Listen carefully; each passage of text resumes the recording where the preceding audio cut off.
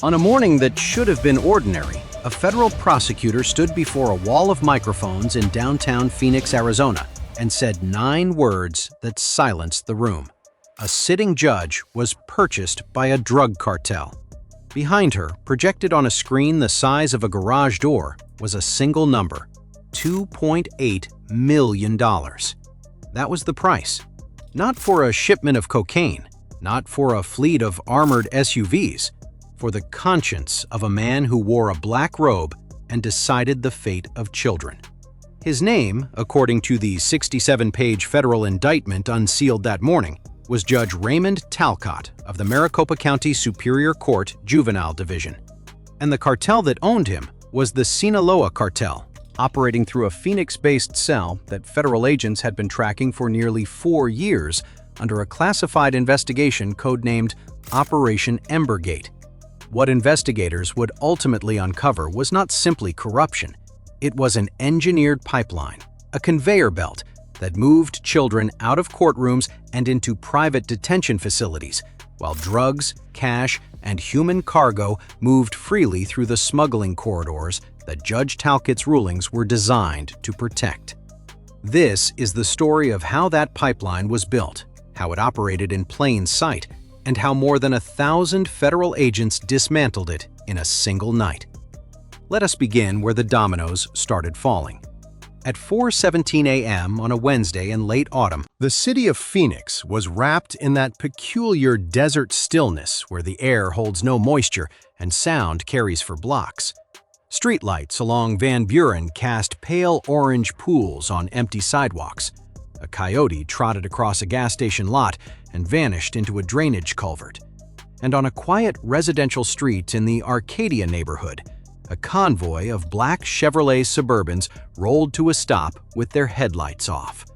FBI and DEA tactical units had staged 2 miles away at a county fairground, engines idling, agents checking body cameras and tightening ceramic plate carriers in silence. Simultaneously, ICE, Homeland Security Investigations teams, were positioned at 11 other locations across the Phoenix metropolitan area, from a tile warehouse in South Glendale to a strip mall massage parlor in Mesa to a gated estate in the foothills of Camelback Mountain. SWAT operators from DHS confirmed their positions over encrypted channels. The word came at 4:19 a.m., a single syllable broadcast across every frequency: execute. What happened next unfolded in less than 12 minutes. At the Arcadia residence, a breaching team put a hydraulic ram through a reinforced steel door on the second stroke. Flashbang grenades lit the interior like a camera flash in a cave. Agents poured through in pairs, rifles up, boots hammering tile. Inside, they found 3 men and a woman scrambling from a back bedroom. On a granite kitchen island sat 2 open duffel bags containing what field test kits would confirm as $1.4 million in banded $100 bills and a sealed vacuum bag holding approximately 9 pounds of fentanyl. In the garage, behind a false wall constructed from drywall and magnetic panels, agents discovered a server rack, 4 encrypted laptops, and a fireproof steel lockbox bolted to the concrete slab. In Mesa, the massage parlor yielded something far more disturbing. Behind a locked door marked "Storage" in Spanish, agents found 6 young women from Guatemala and Honduras, none older than 20, all showing signs of severe malnourishment. They had been held there for an estimated 3 weeks, moved north through a smuggling corridor that ran from Nogales through Tucson and into the Phoenix sprawl. At the South Glendale warehouse, DEA agents encountered armed resistance. 2 suspects fired handguns from behind pallets of ceramic tile before being subdued with less lethal munitions. When the warehouse was cleared, the haul was staggering: 47 kilograms of methamphetamine, 12 kilograms of heroin, approximately 2.1 million pressed fentanyl pills in labeled plastic tubs, and a bookkeeping ledger written in a numerical shorthand that analysts would later decode as a delivery schedule spanning 6 states. But it was the fireproof lockbox from the Arcadia house that changed everything. Inside, wrapped in static shielding bags, were 3 portable hard drives. When FBI cyber forensics analysts at the Bureau's Phoenix field office began imaging the drives at 7:42 a.m. that same morning, they expected cartel logistics, supplier contacts, shipment manifests, maybe a burner phone directory. What they found instead was a digital architecture so sophisticated it took a 12-person team working in rotating shifts nearly 72 hours to map it. The first drive contained financial records for 19 shell companies registered across Arizona, Nevada, New Mexico, and Delaware. Companies with names that sounded legitimate: Copper Basin Property Holdings, Sonoran Logistics Group, Desert Crest Community Foundation, Southwest Heritage Charitable Trust. Each entity existed on paper, had employer identification numbers, filed partial tax returns, and maintained bank accounts at regional credit unions. But none of them conducted any real business. They were transmission stations, nodes in a money laundering network designed to move cartel revenue through a labyrinth of transfers so convoluted that a single dollar might pass through 7 accounts in 3 states before landing in an offshore holding in the Cayman Islands. The second drive held encrypted communications. Once cracked, using a decryption key that analysts extracted from metadata hidden in a JPEG photograph of a sunset, the messages revealed a command hierarchy. At the top of the chain, referenced only by the handle El Magistrado, was a figure who authorized every major narcotics shipment, approved human trafficking routes, and signed off on payments to compromised law enforcement officers. Analysts cross-referenced communication timestamps with court docket records, cellular tower pings, and financial transaction logs. Every data point converged on a single individual, Judge Raymond Talcott. The third drive was the worst. It contained what investigators would call the Embergate ledger, a meticulous record of children. Names, case numbers, offenses, sentences, and beside each entry, a dollar figure. Not the cost of their detention, the payment the judge received for sending them there. A 13-year-old sentenced to 11 months for truancy, $1,200. A 15-year-old given 9 months for a schoolyard fight that resulted in no injuries, $1,800. A 12-year-old, 12 years old, locked away for 4 months for stealing a bicycle that was later found to belong to his cousin, $900. The entries ran into the hundreds, and beside the payment column was a second column labeled capacity, with arrows pointing up, as if the judge was tracking whether the private facilities needed more bodies to justify their operating budgets and their continued payments to the Sinaloa cell that financed their construction. This was not corruption. This was inventory management. Children were the product. So, how did it work? How does a cartel buy a judge and build a machine like this without anyone seeing it? The answer is that they did not infiltrate the system. They redesigned it. According to the federal indictment, the scheme began 6 years before the raids, when a Phoenix area developer named Victor Salcedo, later identified as a Sinaloa cartel financial architect, approached a fictional nonprofit called the Arizona Youth Rehabilitation Alliance with a proposal to build 2 private juvenile detention facilities in Maricopa County. The pitch was compelling. The county's existing juvenile detention infrastructure was aging and overcrowded. Private facilities could ease the burden, save taxpayer money, and provide better rehabilitation programs. The proposal was endorsed by State Senator Darlene Whitford, a fictional lawmaker who chaired the state's Criminal Justice Budget Committee and who, investigators would later discover, had received over $340,000 in campaign contributions laundered through 3 of the 19 shell companies. With political cover secured, the facilities were built. Cactus Ridge Youth Center opened first, followed 8 months later by Desert Pines Juvenile Campus. Both were owned through a layered corporate structure that traced back to Salcedo and, ultimately, to the Sinaloa cell. And the man chosen to fill them was Judge Raymond Talcott, who had been cultivated for 2 years prior through a series of increasingly generous gifts, consulting fees paid to his wife's interior design firm, and finally, direct cash transfers routed through Copper Basin Property Holdings. Talcott's courtroom became a sentencing factory. He moved through juvenile hearings at extraordinary speed, sometimes adjudicating 15 cases in a single morning session. Defense attorneys who objected were cut off. Public defenders who requested continuances were denied. Parents who tried to speak were told to sit down. In over 60% of cases that came before him, Talcott ordered removal from the home and placement in one of the 2 private facilities. The statewide average for similar offenses was under 18%. He denied legal representation to children at a rate 5 times the state norm. He imposed maximum sentences for minimum offenses, and for every child he sent away, money moved.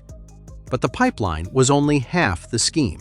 The other half was the corridor. While Talcott's sentencing spree kept the facilities full and the cash flowing, the same network that laundered detention payments also managed the Sinaloa cell's primary narcotics and human trafficking routes through southern Arizona. The cartel needed clean roads. They needed border checkpoints where scrutiny was light. They needed patrol schedules they could predict. And they got them. Federal investigators examining the seized servers found evidence that 14 Maricopa County Sheriff's deputies, 3 municipal police officers in Tucson, and 2 U.S. Border Patrol agents had received payments ranging from $5,000 to $40,000 per quarter. In exchange, patrol grids along key smuggling corridors south of Tucson were subtly altered. Vehicles matching specific descriptions were flagged in internal databases as cleared for agricultural transport. Way stations on Interstate 19 and Interstate 10 experienced what records described as unscheduled maintenance closures on nights that coincided precisely with northbound convoy movements. One honest deputy, whose name remains sealed for his protection, told investigators through tears that he had reported irregularities in patrol assignments to his sergeant 18 months before the raids. Nothing happened. The sergeant, it turned out, was on the payroll. At 5 a.m. on the morning following the initial raids, the scope of Operation Embergate expanded beyond anything Phoenix had ever seen. Inside a converted aircraft hangar at Luke Air Force Base, more than 1,000 federal agents assembled under fluorescent lights for a unified briefing. On a digital wall map the size of a movie screen, red markers pulsed across southern and central Arizona. 47 targets in total, spanning from Yuma to Flagstaff, with the densest cluster around Phoenix, Tucson, and the border corridor between Nogales and Sierra Vista. FBI, DEA, ICE, DHS, and U.S. Marshals would operate in coordinated strike teams. 14 SWAT units, 6 Black Hawk helicopters staged at Davis-Monthan Air Force Base, armored vehicles positioned at key intersections to block escape routes. Along the border itself, U.S. Army National Guard units had quietly reinforced observation posts 48 hours prior, and 2 U.S. Navy P-8 Poseidon surveillance aircraft were running continuous circuits over the desert, feeding real-time imagery to the command center. The raids hit like a thunderclap across the state. In Tucson, agents breached a ranch property 12 miles south of the city and discovered a tunnel entrance concealed beneath a horse barn. The tunnel ran 900 feet underground, reinforced with timber and ventilation piping, emerging on the Mexican side inside a machine shop. Inside the tunnel, agents recovered 380 pounds of cocaine, 60 pounds of heroin, and rail carts designed to move cargo quickly between entry and exit points. In Yuma, a SWAT team raided a trucking depot operated by Sonoran Logistics Group, one of the 19 shell companies.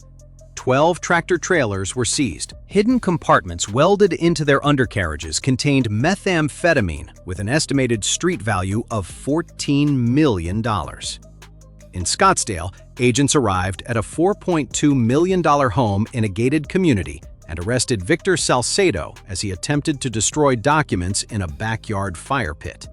In the house, they found $2.6 million in cash, a collection of pre-Columbian artifacts believed to be stolen from Mexican museums, and a satellite phone with direct contacts to Sinaloa cartel leadership in Culiacan. In the Camelback Mountain foothills, the most dramatic scene unfolded at Judge Talcott's own residence. He answered the door in a bathrobe at 5:14 a.m. He did not resist. He did not speak. Agents served the federal arrest warrant and escorted him to a waiting vehicle, while his wife stood in the doorway holding a coffee mug, motionless, as if the world had simply stopped turning. Inside the home, investigators found a concealed safe containing $430,000 in cash, a Rolex collection valued at over $200,000, and a burner phone with text messages confirming delivery schedules for both narcotics shipments and children transferred to the two private facilities. By noon, Operation Embergate had executed all 47 warrants. 61 individuals were in federal custody. Total seizures included over 4.7 tons of narcotics across all categories, $11.3 million in cash, 147 firearms, including military-grade automatic rifles, the two private juvenile detention facilities, and the 900-foot cross-border tunnel. 19 compromised law enforcement officers were arrested separately in coordinated actions overseen by the FBI's Public Corruption Unit. State Senator Darlene Whitford was served with a federal indictment at her office in the state capitol at 8:30 a.m. She resigned by fax before lunch. The underworld infrastructure that had taken 6 years to build was crippled in 6 hours. But the investigation did not end with handcuffs. In the weeks that followed, the full scope of the children's pipeline emerged in devastating detail. Federal reviewers appointed by the court examined every juvenile case Talcott had adjudicated during the 6-year period. The final count was 1,847 children sentenced to the two private facilities under circumstances that the review described as fundamentally compromised by financial conflict. Many had been denied legal counsel. Many had been sentenced for offenses that, under standard guidelines, would have resulted in warnings, community service, or probation. Some had been sentenced for offenses so minor they barely qualified as infractions. One child, 14 years old, was given 6 months for being late to school 3 times in a single semester. Another, 11 years old, spent 4 months in detention for drawing graffiti on a bathroom stall with a marker. The review board recommended that every one of those adjudications be vacated. The Arizona Supreme Court agreed. Nearly 2,000 juvenile records were expunged. But expunging a record does not expunge a memory. It does not undo the months spent behind locked doors, the terror of being handcuffed at 12 years old, the shame carried into adulthood.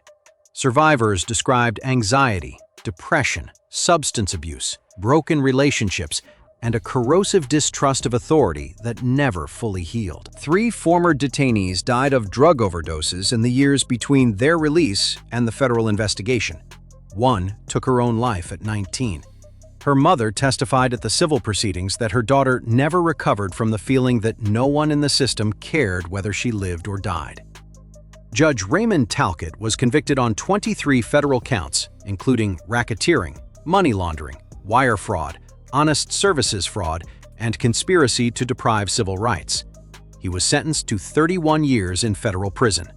Victor Salcedo received 24 years. State Senator Whitford accepted a plea agreement and received 7 years. The 19 compromised officers received sentences ranging from 4 to 12 years. The two private facilities were shuttered permanently, and their assets seized under federal forfeiture statutes. A federal court ordered restitution exceeding $38 million to the families of affected children. Whether that money will ever fully materialize remains an open question. And here is what should keep you awake tonight. The Sinaloa cartel did not conquer southern Arizona with guns and explosions. They did it with patience, with money, and with the quiet acquisition of people who already had power. They found a judge who would sell children. They found a senator who would provide cover. They found officers who would look the other way. They did not need to fight the system. They just needed to buy enough of it. And for 6 years, no one with the authority to stop it chose to look. The narcotics corridor that ran through southern Arizona during those years moved an estimated 4 to 6 tons of drugs per month into the American interior: fentanyl, cocaine, heroin, methamphetamine, flowing north while cash flowed south, and human beings were trafficked in both directions like cargo. The cost of that traffic is measured in emergency rooms, in foster homes, in obituaries, in communities where the poison arrived so steadily and so cheaply that addiction became a demographic event rather than an individual tragedy. Power does not always announce itself with violence. Sometimes it needs nothing more than silence, ambition, and a courtroom where no one is watching. The system that was supposed to protect the most vulnerable people in this country, children standing before a judge, terrified and alone, was turned into a revenue stream for a drug cartel. And the man who turned it was not some shadowy figure operating from a bunker. He was a judge. He wore the robe. He carried the gavel. And every time he brought it down, someone got paid. Arizona has since enacted sweeping reforms to its juvenile justice oversight, including mandatory legal representation, independent auditing of private detention contracts, and judicial review panels with the authority to flag sentencing anomalies in real time. These are good reforms. They are also 6 years too late for the children who stood in Raymond Talcott's courtroom and were sold before they were old enough to understand what was happening to them. If you are still here, if this story made you think about who holds power over the most vulnerable people in your community and whether anyone is watching them, then share this so more people see it. And remember, this story is fictional, a dramatization inspired by real issues of corruption and cartel infiltration.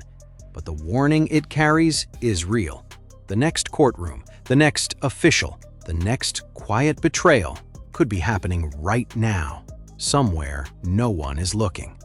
The question is whether we choose to look before it is too late, or after the damage is already done and the children are already gone.